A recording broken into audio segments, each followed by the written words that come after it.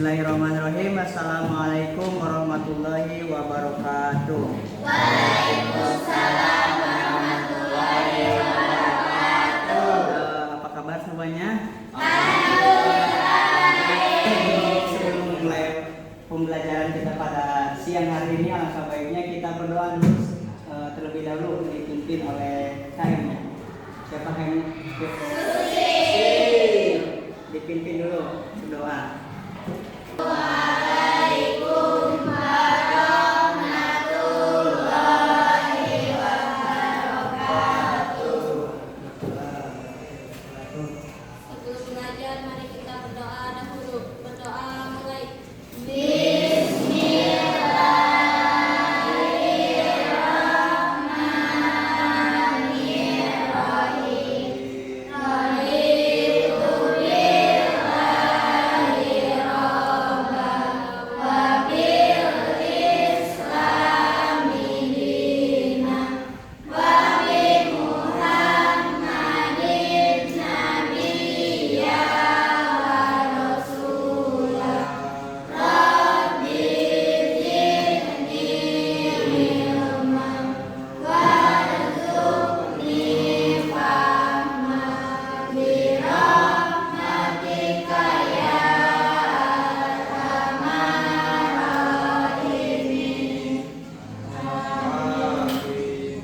Saya absen terlebih dahulu. Aisyah, Hadir. Alifah, Hadir. Ayang, Hadir. Bella, Hadir. Bunga, Hadir. Siti, Bila, Hadir. Dini, Hamdan, Ima, Hadir. Intan, saya Jenis Triani, Hadir. Muhammad Akhril, Hadir. Noviani, Hadir. Nur Khadijah, Resti, ya, Susi, ya, semuanya. Kita nonton video terlebih dahulu.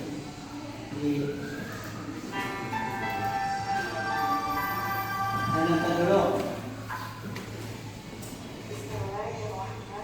Kedengaran nggak? Kedengaran ya? Baca aja.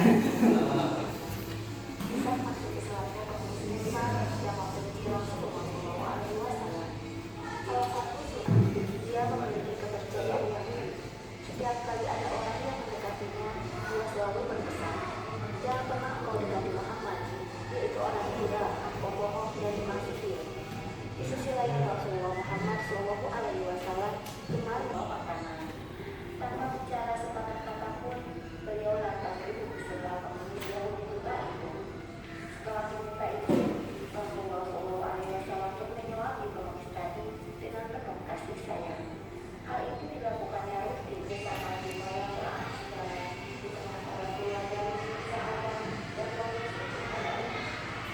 Sementara itu, pemimpinan umat beralih akan Abu Bakar As-Siddiq. Sang khalifah ini berkata,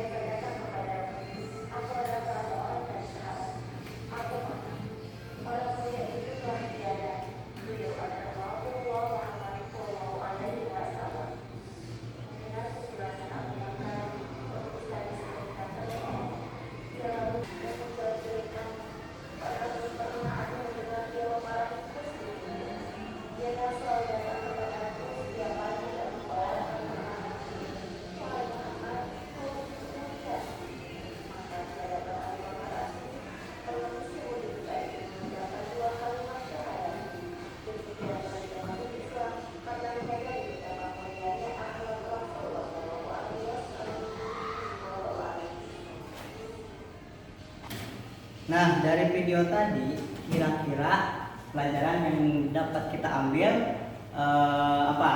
Ada yang tahu? Ada yang jawab, yang bisa jawab acungkan tangan. Yang bisa Selalu bersikap baik kepada siapapun. ya, ada lagi? Memandang orang lain sebelah mata. Udah.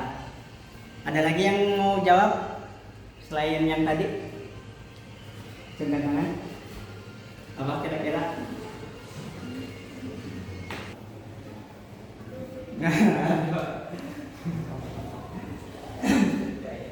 Jadi pelajaran yang bisa kita ambil yaitu ketika menebarkan keislaman, kan ini materinya membiasakan sikap menebar Islam rahmatan lil alamin. Jadi ketika menyebarkan Islam, kita harus menggunakan cara-cara yang rahmatan lil alamin gitu. Tidak pakai cara kekerasan. Contohnya seperti Nabi Muhammad yang tadi memberikan makanan kepada orang Yahudi, tidak pandang bulu siapapun itu.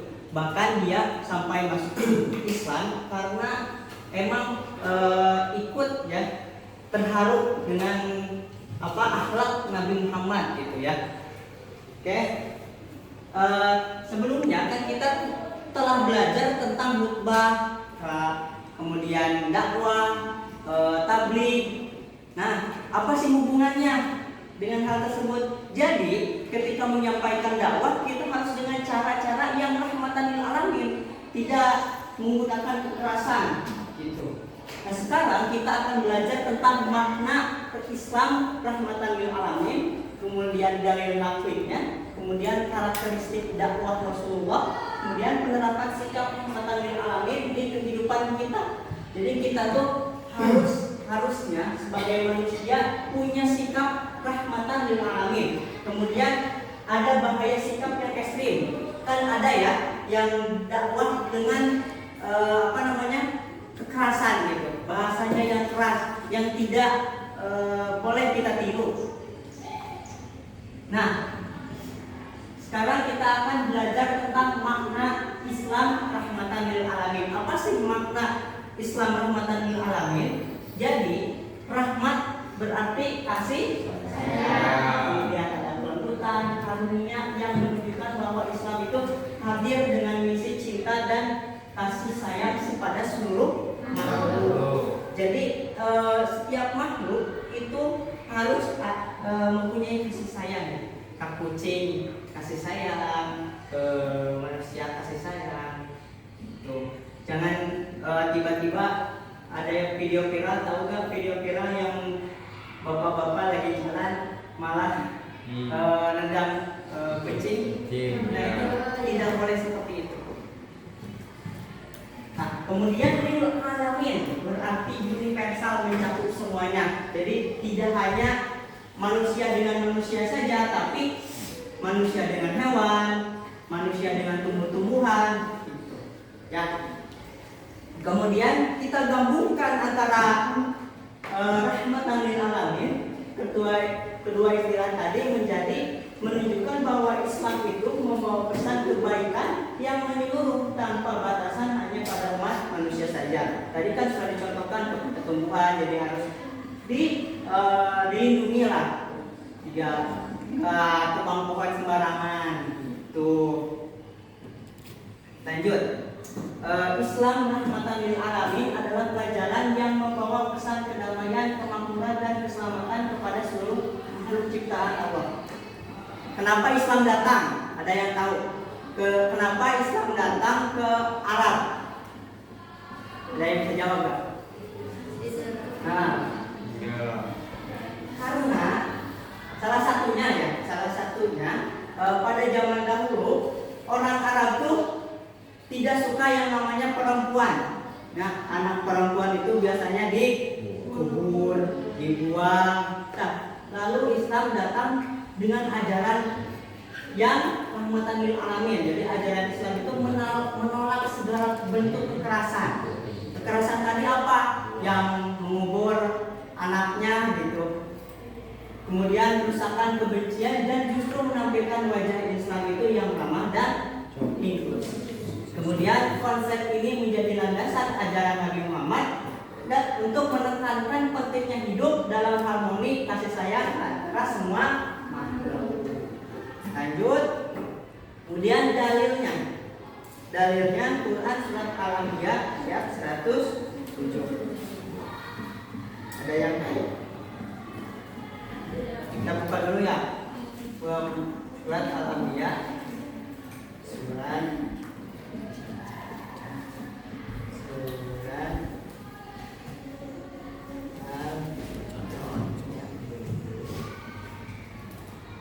Al-Anbiya sama aja tadi. A'udzu billahi minasyaitonir rajim. Bismillahirrahmanirrahim. Wa ma arsalnaka illa rahmatan lil alamin. Ulangi semuanya. Dulu dia. A'udzu billahi minasyaitonir rajim. Bismillahirrahmanirrahim. Wa ma arsalnaka illa rahmatan lil alamin. Jadi artinya kami itu tidak mengutus engkau Nabi Muhammad kecuali sebagai rahmat bagi seluruh alam. Jadi membawa Islam yang rahmatan lil alamin supaya kita tidak ada kekerasan lagi, ya. Itu. Wa ma arsalnaka illa rahmatan lil alamin. Ada yang bisa? Ada yang bisa, ada yang hafal? Ada yang hafal? Acungkan tangan. Apa? Apa? Oh, baca.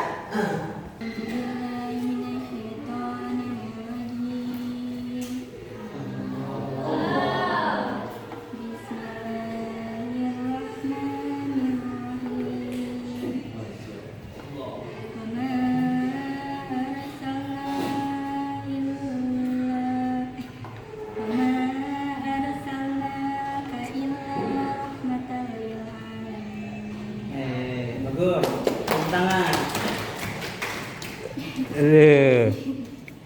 Ada lagi, masih ada 3. Ada lagi, masih ada 3. Ayo. Masih ada 3 nih. Coba tangan. Wa ma arsalnaka illa rahmatan lil alamin.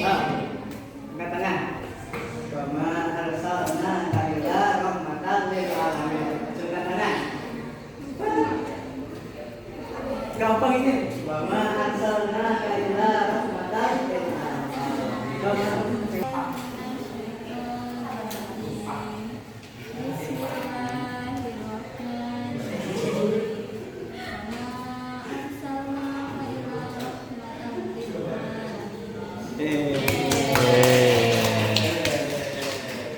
lagi.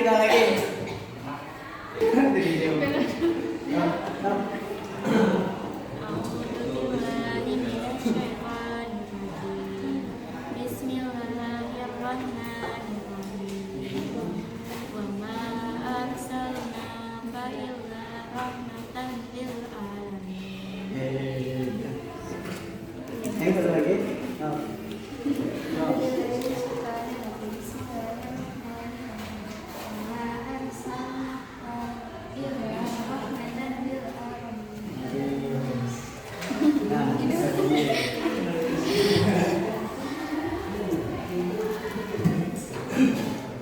Jadi Al-Quran surat Al-Anbiya ayat 107 itu menegaskan bahwa Nabi Muhammad diutus sebagai rahmat bagi seluruh alam, sebagaimana dinyatakan dalam ayat ini.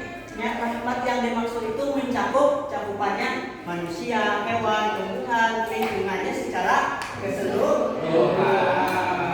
Jadi ayat tersebut menjadi dasar dakwah Islam yang bertujuan untuk menciptakan kedamaian, kesejahteraan bagi semua makhluk. Jadi bukan hanya kaum muslimin. Kan ada ya tentang zakat juga, zakat itu tidak hanya diberikan kepada orang muslim saja, tapi non muslim juga ada dapat zakat. Ya. Jadi bukan hanya orang muslim, jadi untuk semua makhluk. Kemudian melalui ayat ini diperlihatkan bahwa visi universal Islam itu untuk menjadi solusi berbagai permasalahan. Jadi yang permasalahannya apa dulu? Permasalahannya dulu itu ya orang Mekah itu kejam-kejam gitu, tidak suka wanita. Ya sukanya cuma diperalat saja gitu. Tapi untuk sekarang, di zaman sekarang, zaman Islam, wanita itu derajatnya naik ya. Jadi nomor 1 kan, kalau ini saya milah dulu ibumu, jadi gak ada saya milah ayahmu terlebih dahulu gitu. Jadi di dalam Islam ibu dulu baru ayah. Tuh. Jadi dibalik. Kemudian ada hadis Nabi-nya juga. Jadi tentang cinta, hadis ini mengajarkan manusia untuk mengasihi segala makhluk di bumi agar mendapatkan kasih sayang Allah. Jadi sama ya kayak yang tadi. Gimana sih untuk yang ketiga, yaitu karakteristik dakwah Rasulullah. Gimana sih dakwahnya Rasulullah? Jadi yang pertama yaitu pendekatan yang masuk akal. Jadi ketika Rasulullah menyampaikan dakwah dengan menggunakan akal sehat. Jadi tidak menggunakan akal yang tidak sehat, misalkan dakwah dengan pakai kekerasan, bicaranya yang kasar-kasar. Gitu. Menggunakan akal sehat yang pesan-pesannya dapat diterima oleh manusia. Kemudian tidak memaksa. Nabi Muhammad itu tidak pernah memaksa. Dakwahnya secara biasa saja, mengajak dulu keluarganya, kemudian baru mengajak yang lain.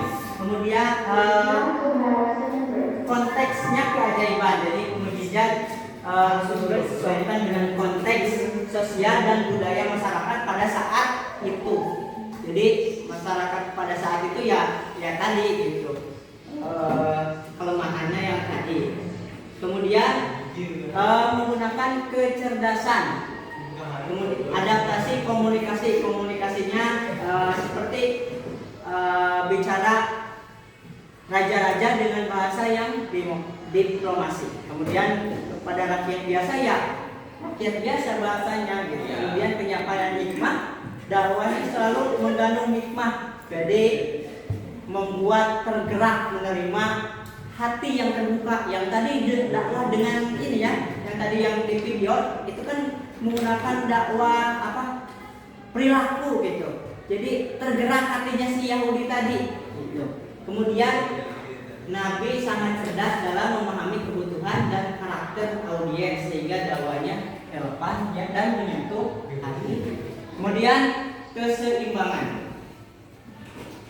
Jadi maksud keseimbangan itu tidak berlebih-lebihan, tidak lebih ke keras, tidak lebih ke terlalu terlalu lemah lembut. Kan terlalu lemah lembut mah jadi terlihat alay, enggak ya. Jadi tengah-tengah. Jadi Rasulullah mengajarkan pentingnya menjaga keseimbangan antara urusan duniawi dan persiapan menuju akhirat. Jadi ketika kita beribadah enggak harus tiap sapoe-sapoe kudu ibadah terus gitu. Kudu aya usaha duniawi. Ini kan belajar usaha duniawi. Ya. Berarti kita harus tengah-tengah gitu. Ibadahnya ada, kemudian yang duniawinya ada gitu. Kemudian harmoni logika dan hasil. Jadi segala ajaran Islam itu mencakup keseimbangan antara logika, hati sehingga menghasilkan pribadi yang bijaksana. Jadi kemudian yang terakhir ini adalah anti ekstremisme. Jadi Islam itu diajarkan oleh Nabi untuk menghindari sikap ekstrim. Jadi jangan terlalu ekstrim ketika berdakwah dalam konteks agama maupun sosial.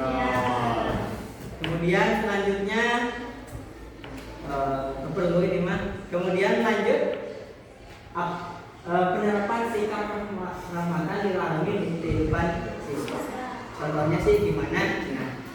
Saya ini sebagai siswa gimana contohnya? Gitu dah. Kemudian lanjut. Nah, di lingkungan sekolah yaitu pertama menghindari perundungan. Nah, itu banyak viral di media sosial, anak-anak itu suka merundung anaknya, anak yang lain maksudnya. Anaknya merundung anak yang lain, misalkan, ih kamu mah jelek, cina, dikata-katain, kemudian apa lagi, masih banyak lain kalau disebutin, biasanya gitu. Yang pertama, siswa dianjurkan untuk tidak mengejek teman berdasarkan fisik tadi, kan kamu mah jelek. Kemudian ekonomi, kamu mah miskin, atau kan latar belakang keluarga. Latar belakang keluarganya, kamu mah anak ini apa namanya, tukang maling gitu. Sehingga tercipta rasa aman nyaman di lingkungan sekolah. Jadi jangan lakukan hal tersebut. Kemudian membangun toleransi antar beragama. Ada yang agamanya lain selain Islam di sini? Ada kan? Jadi jangan sampai mengganggu orang tersebut karena hal itu, karena agamanya. Jadi biasa aja berteman gitu, sebagaimana biasanya. Kemudian meningkatkan etika dan kesopanan. Jadi ketika ada guru lewat yang menghormati, salam dulu, ya. Lanjut, salam, cium tangan, berperilaku hormat. Kemudian yang kedua ada di media sosial. Jadi di media sosial kan sekarang banyak sekali yang namanya buzzer. Jadi berhati-hati dalam menyampaikan informasi. Jadi jangan sampai ketika menyampaikan informasi kita harus tahu dulu kebenaran apa yang disampaikan. Kemudian menghindari ujaran kebencian. Biasanya di TikTok itu suka ada tuh yang menghujat-hujat orang, itu tidak boleh. Kemudian memproduksi konten yang positif. Jadi kontennya yang positif, jangan sampai gara-gara kita ingin viral sampai menendang hewan, terus kuburan itu nanti batu nisan. Ada kan ibu-ibu itu, jangan sampai yang kayak gitu. Jadi kontennya yang baik-baik saja. Kemudian ini kan kita kejuruan. Jadi beretika dalam pekerjaan mekanik, misalkan mekanik kan ada di sini. Seorang lulusan otomotif harus memastikan kejujuran dalam pergantian suku cadang pelanggan sehingga menjaga kepercayaan konsumen dan menghindari kerugian pihak lain.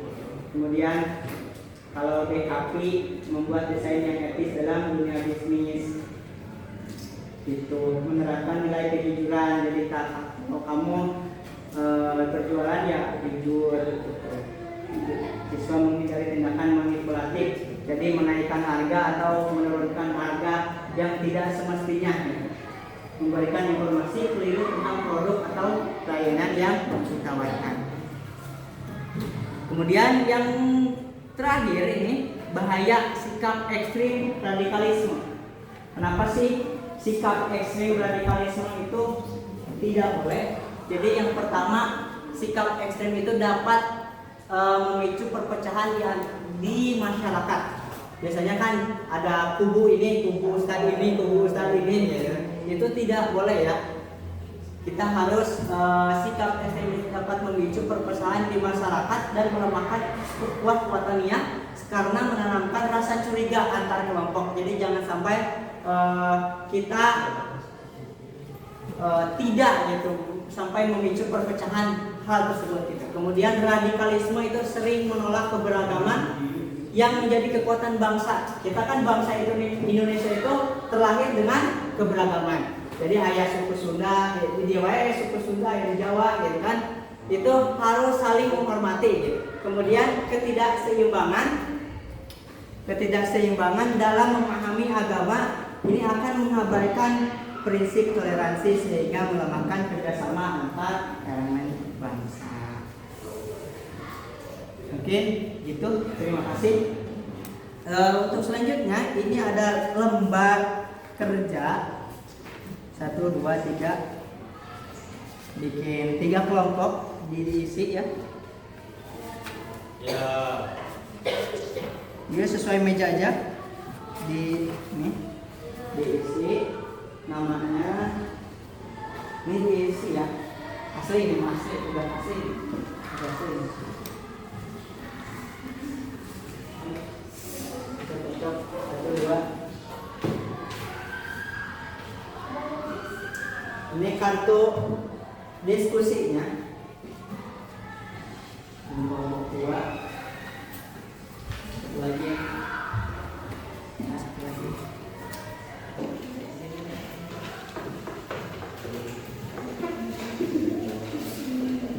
Biarin diskusi pada lucu.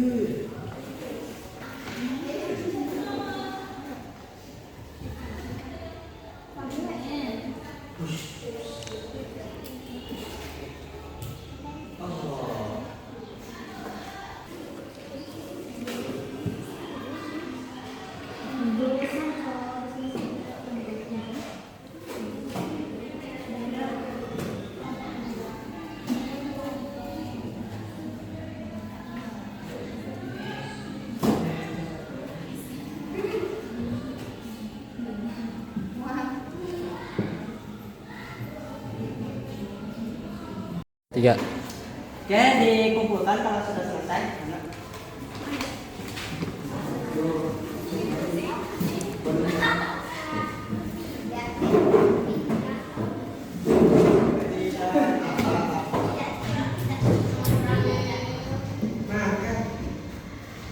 Oke, sini sudah ada lembar kerja analisisnya. Dibaca dulu sebentar. Dan tangan muslim ini nggak ditulis melihat merokok.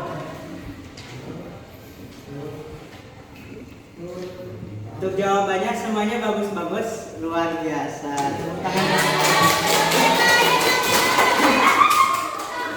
Ya, simpan untuk penilaian nanti ya. Jadi kesimpulannya, kenapa sih kita kan sebelumnya sudah belajar tentang khutbah, dakwah, terus kemudian tabligh. Jadi apa sih hubungannya dengan rahmatan lil alamin? Jadi ketika kita berdakwah, ketika berkhutbah kita harus menggunakan bahasa yang baik, sopan, yang menggunakan rahmatan lil alamin. Jadi itu untuk kesimpulannya. Untuk selanjutnya dipimpin oleh KM-nya untuk berdoa setelah belajar. Untuk mengakhiri pembelajaran hari ini, mari kita berdoa.